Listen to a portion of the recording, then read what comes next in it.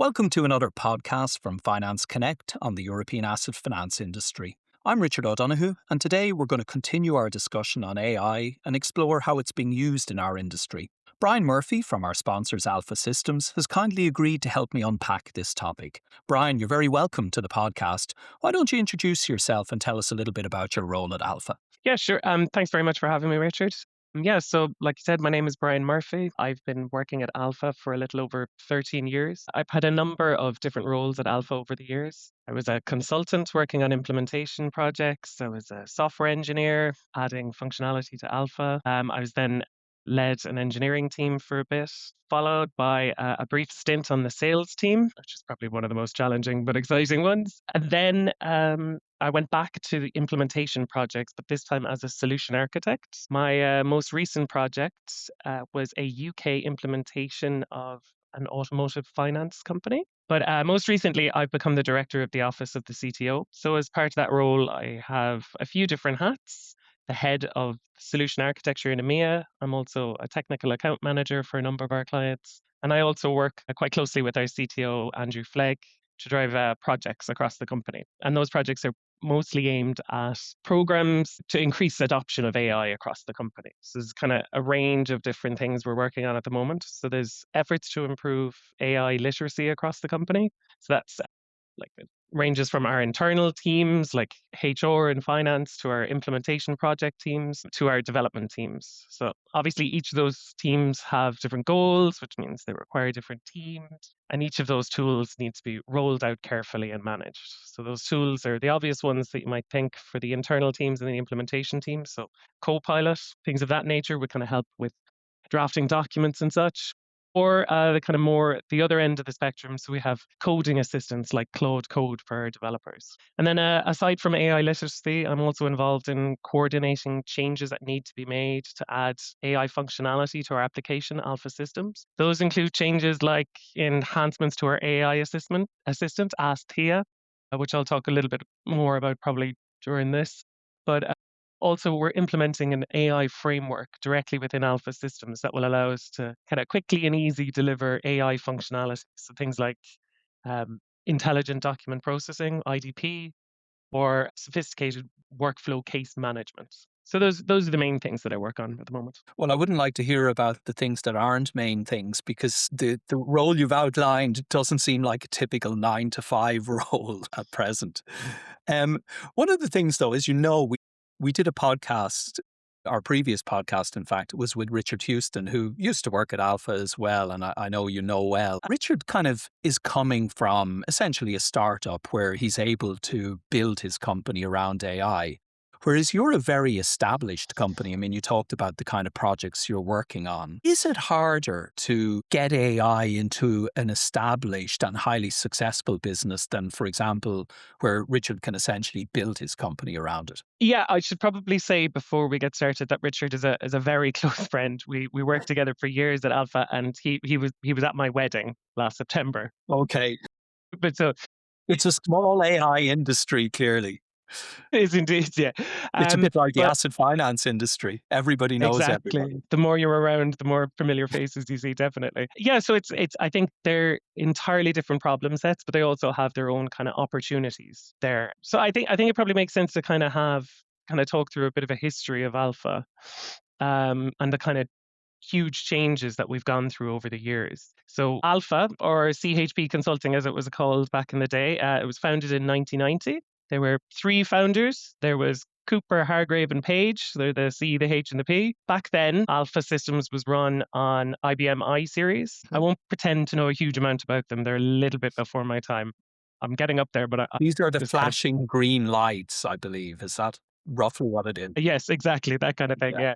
Yeah. But from what I've heard, they were fantastic systems. They served us well for a very long time. But yeah, those Alpha back then was written in a fourth generational language. The kind of intention there was that you'd have business people writing the code, that you could have people that could wear multiple hats, that could be consultants, talk directly to the client, then go back and take their requirements and turn them into functionality quickly and easily. And that worked well for a while. But in 2009, we released Alpha Systems V5. So that involves a complete re-platform of the system. So we moved from um, that I series, a fourth generation generational language, into a Java application, a Java web application. So obviously that took a huge amount of effort and investment, but it also involved retraining our consultants to become Java developers, including all of the tooling involved in managing and testing a Java application of our size. So we also pivoted at that point to have a lot less client specific code in our applications. So we moved to a model where that we had a single product where it was possible to kind of compose it and configure it to meet the client's specific needs. So, and also it should be noted that at that time, we primarily provided our application to our clients and it was their responsibility to deploy it on their infrastructure. So it was an on-premise application for the most part. Um, then in 2016, CHP Consulting changed its name to Alpha. We did a huge rebrand. That was kind of part of us being listed on the London Stock Exchange. So it's less of a technological change, but it was obviously a significant organizational change for us. And then shortly after that, around that time, we launched Alpha Cloud, which is our fully managed cloud hosted solution. So at that point, we were taking responsibility for deploying Alpha and for running Alpha systems for our clients in the cloud, specifically AWS. So this was a huge transformation for the company, with a significant portion of the workforce now devoted to hosting operations, to keeping that hosted solution running. This kind of also shifted the way that we worked with those clients, particularly when it came to support. We're no longer kind of at arm's reach. In the past, when we needed to investigate issues, we would have to talk to their people and they would do the investigation, relay it back to us. But now, we have everything that we need in order to investigate issues in real time. We can often kind of identify problems before they become problems and resolve them before the client even realizes anything's amiss. Nowadays, Alpha has over 500 employees. We work with dozens of clients in around 40 countries. We have offices in London, in Poland, Detroit, in Dallas, in Sydney, and Auckland. And we're supporting clients ranging from portfolios of tens of thousands all the way up to 4.5 million. Obviously, there's a range of different problems and things that need to be handled with portfolios ranging in that size. And I guess you could consider the changes that are happening now in the industry and to the jobs that we do to be one of those similar huge transformations that will happen to the business. But I think we have a long history of managing those transformational projects. And I think, I'll talk about it later. In particular, the developers that work at Alpha, they see huge opportunities for what we can do in the future. We have a list of roadmap items, a list of investment items as long as your arm. And if we can move to a model where development moves faster, we can plow through those items. I think it's quite exciting for those that work at Alpha. So I guess you're at the end of the day, you're a technology company or a SaaS company. So as you've highlighted, change is something you go through constantly. You've seen a lot of changes. You've been able to manage them. And therefore, AI is just another transformation, albeit a very big one. If you look at your customer base, and I don't want to be disrespectful, but there are probably some customers that are still using the old IBM platform that you talked about at the beginning. And it's very reliable and for them to change is an enormous undertaking. But in general, how do you see the state of your customer base and their readiness to adopt AI? And then how are you able to help them on that journey? So yeah, you're right to assume the clients are at different stages. And also, there are different scales of operations as well. So, some of our clients have huge development teams and integration teams, and they're using the latest and greatest tooling that's available to them.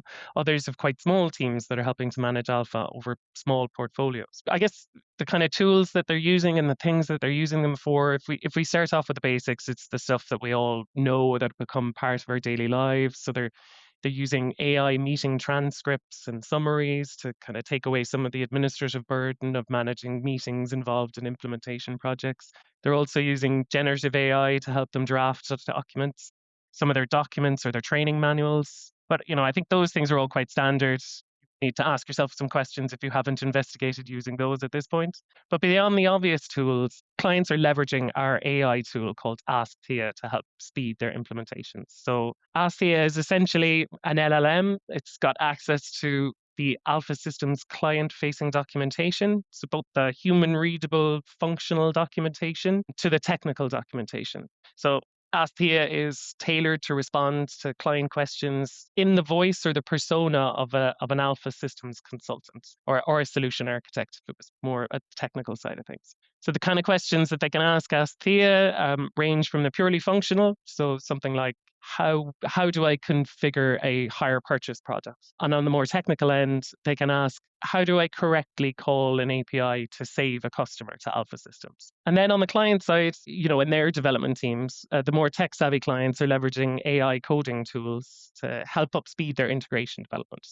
So in the past, we've seen clients take weeks to integrate one of like maybe a legacy system in their system landscape with Alpha systems. But now we can see similar integrations taking shape within days. So the speed of change, is drastically increasing. And as a result, that has a positive impact on the speed of implementations of Alpha systems. And just maybe an unfair question, but ask Thea, how do you go about developing that and try and keep it non-technical so that listeners will understand it? But I mean, how long does it take you to develop that tool? What are the stages involved? So I always like to say that I'm in quite a technical role, but a lot of the time I end up being a bit of a bureaucrat. I Right. ended up helping facilitate change. A lot of the times I'm the one in the meeting who's just asking the basic questions like, are we going to get through the agenda? That kind of thing. But I wasn't in the role while the Asthia was being created. My predecessor was John Murray. And he worked quite closely with somebody working for a company that's closely related with Alpha called Alpha IQ. Ben Jones and John Murray, they were absolute experts in this field. They were able to use existing products or third party libraries, so open source libraries, in order to create Ask Thea. And we're also leveraging some services that are provided by AWS.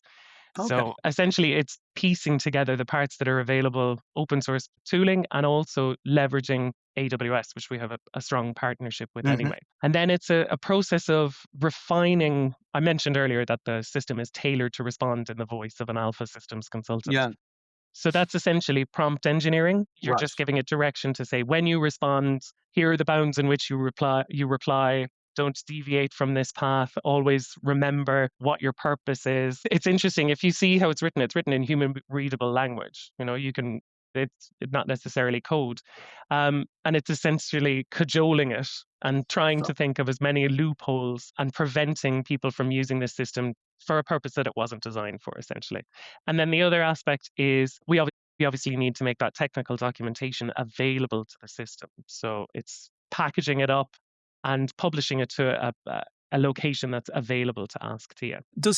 Out of curiosity, does the system learn as it goes along? Do you upgrade it, or is it a kind of that's it, it's done? I mean, how does it work at a practical level? So I guess in terms of functionality, we're constantly adding new features. We're adding skills to it so that when you ask a particular question, it makes a decision as it's working through the question that was asked, which skill it should leverage. So if you'd asked a technical question, it will determine I need to look at the technical specifications and I should respond in a way that's useful to an integration developer, let's say. And then I guess it also evolves in terms of knowledge. Every single release of Alpha Systems, we add additional functionality. And in parallel with that, we update our documentation, the human readable documentation. It's evolving in that way. Its knowledge is growing with Alpha Systems. Okay, I mean, we kind of digressed there, and I just thought it was interesting to explore, how you've gone about at a practical level introducing AI into the business. And I guess one of the questions or one of the challenges that generally people face with AI is uncertainty around job security and does this replace me as an individual? So if you think again about Ask Thea, and maybe let's talk about the challenges that you see when implementing AI. Did it face resistance from some of your engineers who would be used to taking customer calls, probably enjoyed customer calls, enjoyed the technical discussion, and now they're no longer required? So what I would say is that the kind of questions that a functional person would ask, like how do I configure a hire purchase product? How do I configure a workflow? Those kind of questions would have been fielded by either an implementation consultant or a solution architect. And the tool is incredibly powerful. It can provide the right answers. It can look up the documentation and it can give guidance. But it tends to respond to the more simplistic questions. You know what I Okay. mean? So Yeah. if you were to ask the people working on those projects, do they miss answering the more basic questions, the kind of introductory questions, they would say no. And I think there's this. I think sometimes people think that Alpha Systems is in the business of selling implementation days, for running very long projects. That is not our goal. Our goal is to provide Alpha Systems to have this managed service, and to get it up and running as quickly as possible. That's our goal. That's kind of our intention. It's not to sell implementation days. And we hope to improve all of this tooling in order to kind of simplify and speed implementations. I don't know if you're aware, but like we released a version of the system called Alpha Start, aimed at the kind of maybe smaller implementation projects, and we have like a very defined and rigorous implementation process for that can fit into a couple of dozen weeks essentially.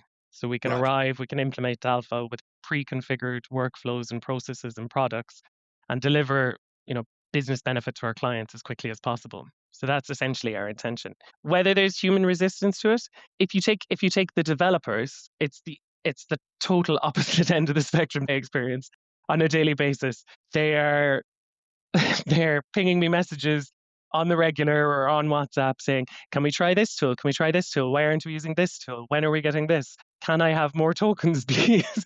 I, you Yeah. know, they're the people that work at Alpha are like in the engineering team in particular, or the solution architecture team, technology evangelists. They do a significant there's a certain portion of the company that are doing projects in their own personal time. They're experimenting with these tools and they've seen how powerful they are. And there's a whole range of tools available in the market. And they're coming back to work and they're pushing senior management to investigate more and more and push ahead with this because they see how it simplifies the job they do. And as they want to be productive, they want to do these things as quickly as possible, and they want to move on to the next challenge. So yeah, So yeah, so they're actually happy. I mean, it's the classic case of they're doing value add activities rather than the mundane, which they don't really want to do. And so it is a win-win. You touched on something interesting there, though, that is becoming more topical, which is tokens and the cost of tokens. And does this become a little bit like the early days of the cloud, where developers were spinning up lots of things and then the bill came in and suddenly people realized the cloud isn't free? Again, how are you seeing that in your own business? And what are you seeing with customers around the cost of tokens and the cost of doing all of this? so yeah, I'm sure you've probably seen reports online of there are massive technology companies out there that have burned through their entire AI budget, their token spend in the first 4 months of the year, and we're not talking about trivial amounts of money. We're talking budgets that are measured in the billions. So there is a massive risk there that if you roll out these tools to people and it doesn't have guardrails and you don't have guidance on how to use the tools effectively, you could very easily set off one of these AI coding kind of autonomous agents on a task that it isn't well suited for. So it could be, you're saying, "Oh, I want you to do a major refactor, a major rewrite of this large portion of the code base. Something that's been niggling at me for years. I want to tidy it up." That would be a very quick way to burn through a significant amount of budget in a very short amount of time. So there's an element of monitoring the spend and Hmm. controlling the spend and putting limits in place. So a lot of these tools have, you can spend X amount of money in a month or over a particular time period or over a particular week. And then you reach a ceiling and then there's a certain level of throttling that happens. So without kind of guide rails and guidance and tooling that you can add to these agents that kind of simplify what they're trying to do or provide very specific information on the task that they're trying to perform. So rather than reading the entire code base, you call, let's say, an MCP server, you call a code analysis tool, and it provides a summary of what it's doing. So that allows us to kind of control and ensure that they're getting the most amount of benefit out of these tools and out of the tokens. And just to kind of add on to that as well, I think there's also a lot of these companies, they're rolling out AI coding tools, and they're aggressively kind of courting businesses and getting kind of a foothold essentially. And there's no guarantee that the prices that are set currently will be the prices that that remain forever.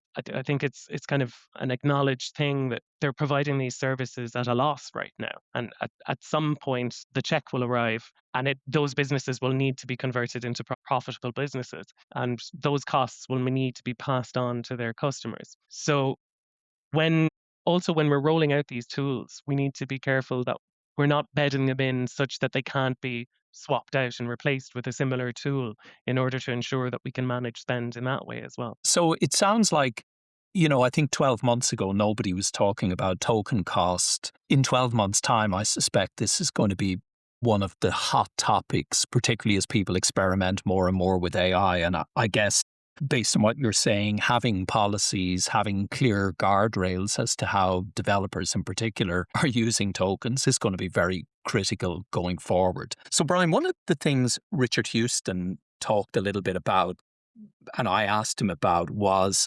SaaScopolis, as it's called, the demise of software companies because of AI. Is that a concern for a company like Alpha? I hadn't actually heard the term SaaSpocalypse before. That's a fun one. Yeah, so I think, to be honest, it's a bit of a daft idea. Right. I don't think it's ever going to be possible to vibe code an asset finance platform, particularly a platform with the level of functionality that Alpha Systems provides. So, like, you have to bear in mind that Alpha Systems is kind of the accumulation of hundreds of years worth of development across Mm.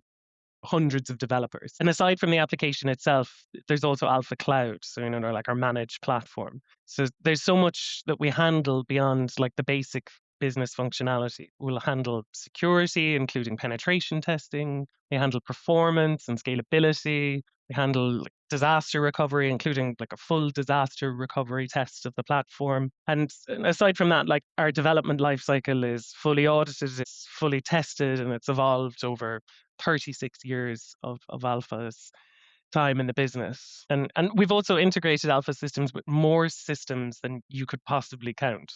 There are more systems that Alpha is talking to than than that you could even conceive of. And an important part is that our code, our IP, one of the most important assets that Alpha has, aside from the people that work here, that code it's not available. It's to the public, and it can't be used to train an LLM. So those Right. LLMs do not have an inherent understanding of how these platforms work. And even if someday you could vibe code an asset finance platform, how would you run the implementation project? So Mm. Alpha has dozens of clients. We've implemented those clients, and we've also migrated hundreds of portfolios into Alpha systems. We have people working on those implementation projects with over 30 years of experience. They can predict problems in a project months before they will ever materialize or be a glint in a client project manager's eye. You're not concerned, I think, is the summary. Yeah, it's like for a lot of our clients, it's the first time they've replaced their asset finance platform.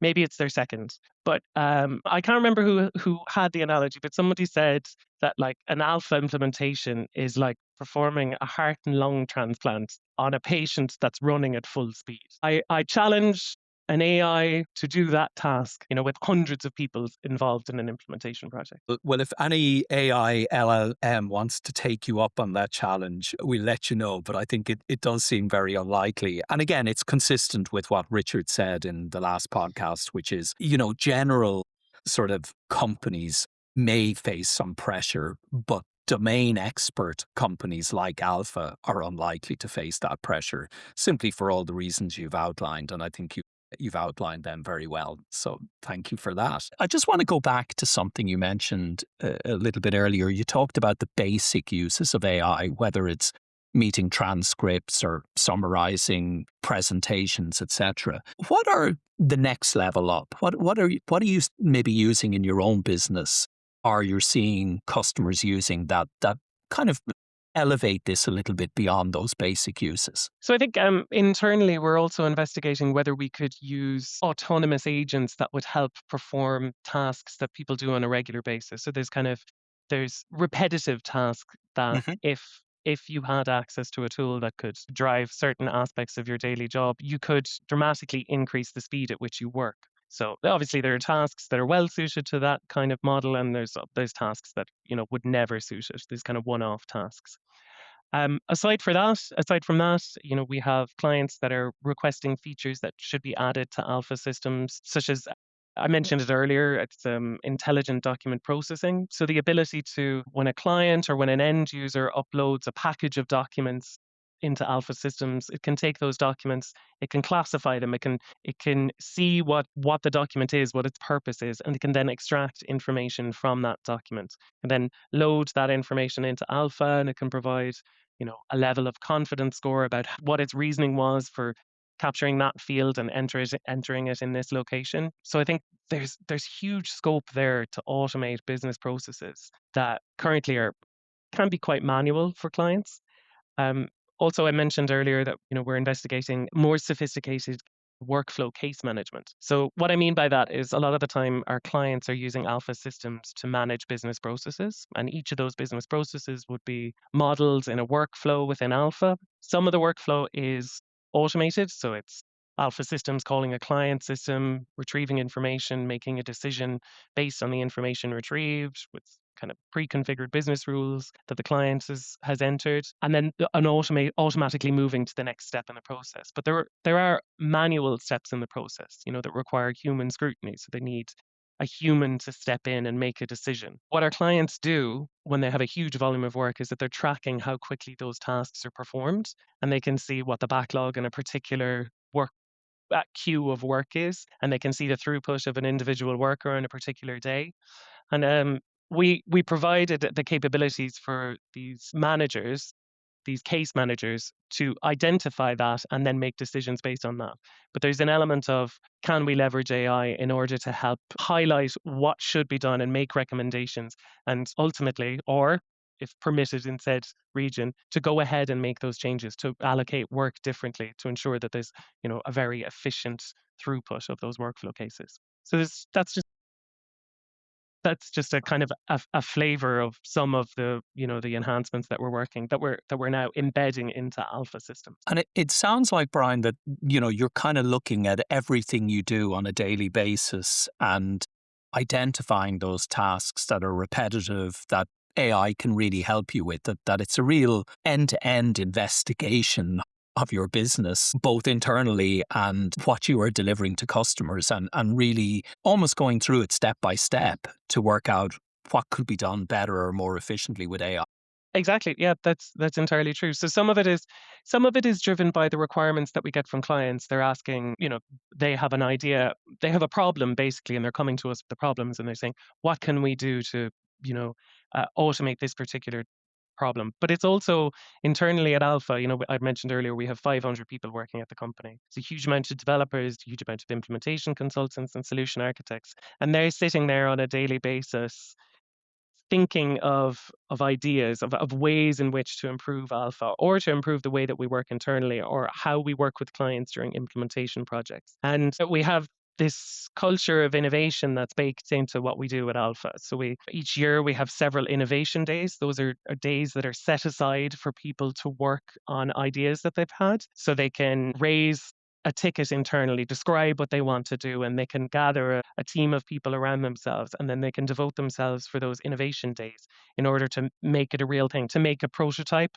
And if said prototype works successfully, that moves to the next stage of innovation, where it's presented to an investment committee and it's given a budget, and then ultimately that feature or that process change internally is rolled out across the company or into production. So, and then aside from those innovation days, we also have each year in every region we have something called the hackathon, and that's where everyone in the company comes together, we make an event of it, and we work our way through those innovation ideas or hacks.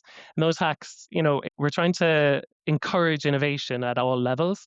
So those hacks is a loaded term, but those innovations, they can range from sometimes just blue sky thinking, I want to see if I can make Alpha systems talk to a Google Home, which was a hack that somebody did before. So they did a demonstration where they could talk to a Google Home and enter a customer directly into Alpha while talking to their, like an Alexa equivalent, essentially. Or they range from innovations that are things that we now sell, that are now commercial modules within the application that have been rolled out to our clients. I think there's a lot of practical advice there actually for people listening to this podcast. It's looking internally at your processes, using internal innovation days or hackathons to kind of explore these new ideas, and then just listening to customers, taking their feedback on board and, seeing if you can improve your product offerings. It's very practical advice. And I think it's very helpful to hear how you're doing it and how you're working with customers to do that as well. So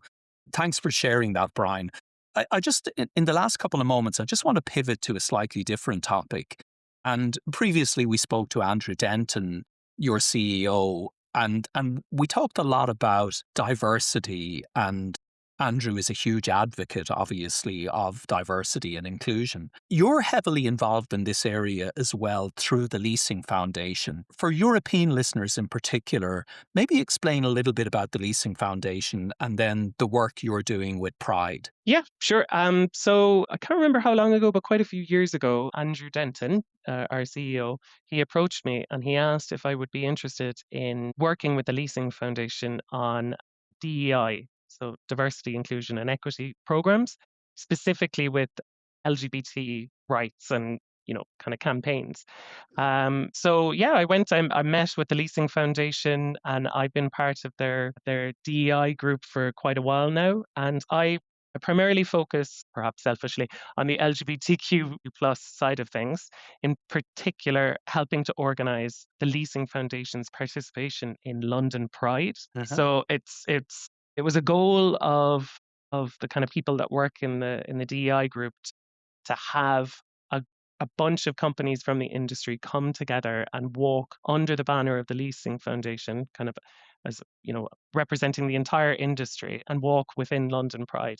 So we finally got to do that last year. It was our first time participating.